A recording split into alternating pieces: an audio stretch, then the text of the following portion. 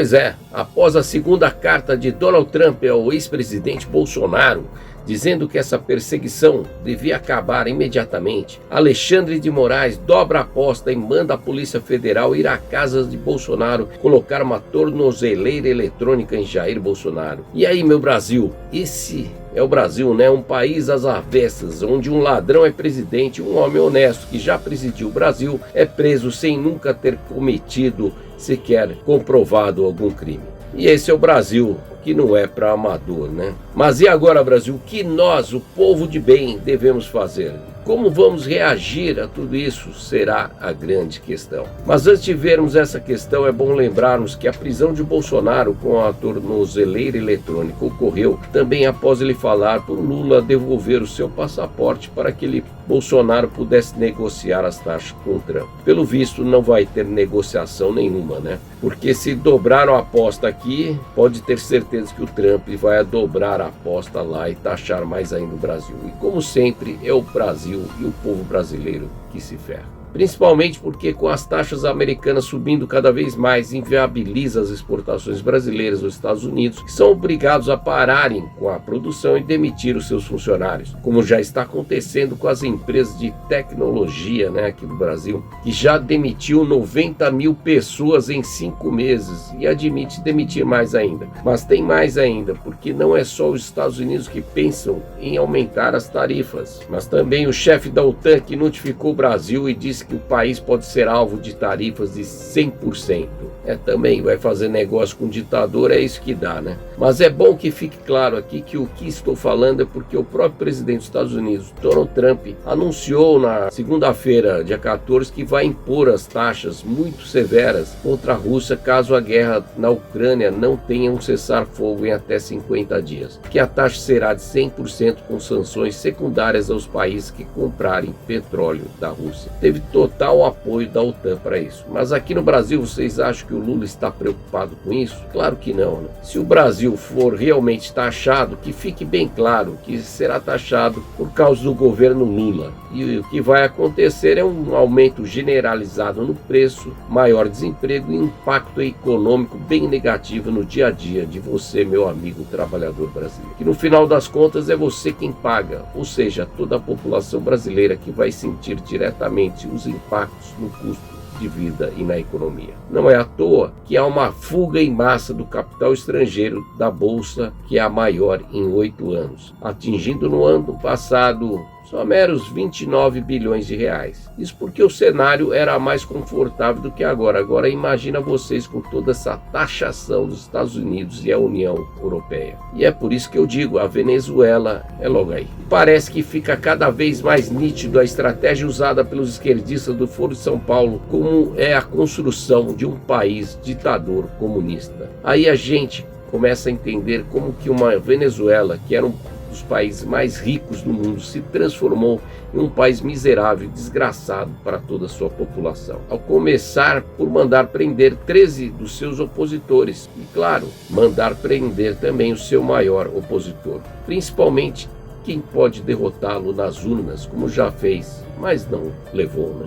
Algo muito parecido com aqui no Brasil, né? Entre o Lula e o Bolsonaro. Vocês viram aí que nem com o Trump ameaçando Maduro conseguiram tirar ele de lá. E a pergunta que fica é, será que nós brasileiros de bem vamos deixar isso acontecer? Será que vamos ter que fugir para outro país? Ou vamos lutar para que isso não aconteça? Essa é a questão, a grande questão. E é tão parecido o caso do que está acontecendo no Brasil com a Venezuela, que há 22 anos atrás, quando Chávez entrou no poder, onde a democracia e o populismo, que eram a força do chavismo, como aqui foi para o governo Lula, foi aos poucos sendo enfraquecida em nome do fortalecimento de um governo de esquerda centralizador e ditatorial. Com uma forte interferência política, centralização do poder, enfraquecimento de instituições democráticas e a perseguição e prisão dos opositores políticos. Combate ao neoliberalismo e desestruturação do capitalismo, tomada de medidas contrárias à globalização econômica,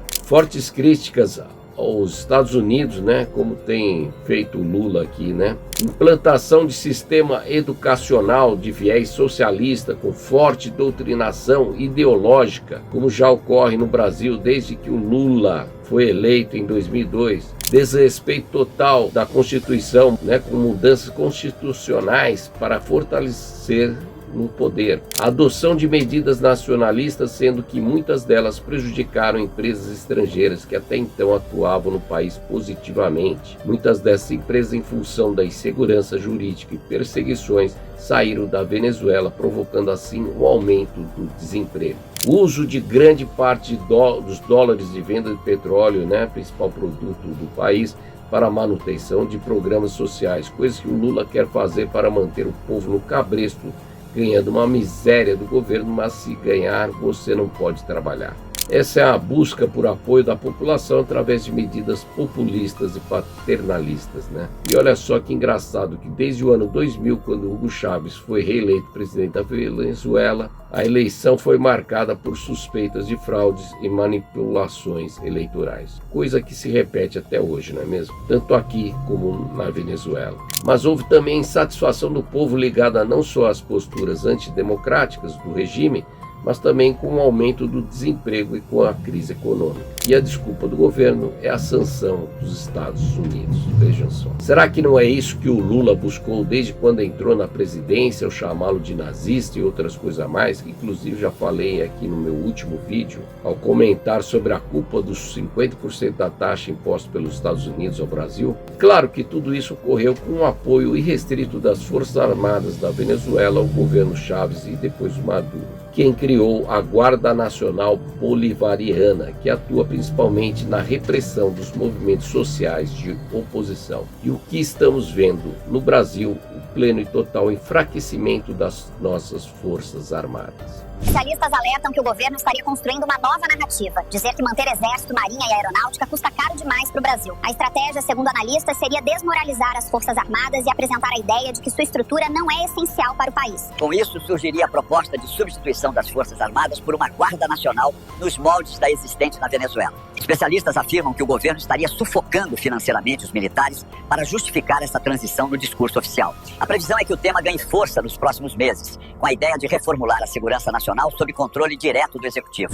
Pois é, então ao estudarmos o que aconteceu com a Venezuela, parece que ficou muito bem claro o que o PT e toda a esquerda política quer para o Brasil. É uma nova Venezuela, ou melhor, a tal da Brazuela, com uma política com autoritarismo, censura, perseguição aos opositores e regime ditatorial. E uma nova Forças Armadas em que eles possam controlar sem risco algum de perder o controle sobre elas. E aí, será que vamos ver a construção de uma nova Venezuela aqui no Brasil? Será que o sonho do Lula está mais próximo do que nunca? E acredito que esse modelo só poderá ser possível, Carlos, na medida em que a gente tente adaptá-lo à realidade cultural de um povo. Não dá para você pegar o regime cubano, colocar no navio, trazer para o Brasil, e decreto-lei número 1, socialismo à la cubana. Não dá certo. Eu acho que ele será demorado, ele será, penoso, mas será nos moldes em que a cabeça do povo brasileiro estiver preparada para implantá-lo. Acredito nisso, trabalho para isso, acho difícil, acho que mesmo que a gente fizesse a revolução hoje nesse país, depusesse o governo, a gente para implantar esse socialismo levaria quantos 30, 40, 50 anos para implantar. Por isso, ninguém precisa ter tanto medo que não vai acontecer tão imediatamente, tá? Nós precisamos plantar agora para colher daqui a alguns anos. É nisso que eu aposto e é para isso que eu trabalho. Pois é, e falando em coincidências, essa fala do Lula foi feita há quase 50 anos. Tá bom para vocês? Pois é, meu amigo, e se você, com quem fala agora, contribuiu para isso fazendo o L em 2022, saiba que não é que você não gosta do Bolsonaro, nem dos filhos dele, nem dos bolsonaristas e de seres de direita. É que você não gosta dos seus filhos, nem dos seus netos, porque sim, é que vão pagar a conta lá na frente do verdadeiro preço das consequências de terem colocado um ladrão comunista na presidência. Já que o Lula e toda a sua trupe sabe com toda certeza que não tem chance chance alguma de ganhar as eleições honestamente. Então tudo que eles vão querer fazer é o mesmo que o Maduro fez na Venezuela. E aí, basta sabermos o que nós brasileiros de bem, que não fomos tomados por essa ideologia satânica da esquerda, vamos fazer. Por isso agora eu peço que você chegou até aqui, dê o seu like, se inscreva aqui no canal se não for inscrito e compartilha geral, só com todo mundo, porque chegou a hora da verdade, ou seja, a hora que iremos decidir o futuro do nosso Brasil. E a hora é agora. Fiquem agora então com algumas imagens do que pode acontecer com o nosso povo brasileiro.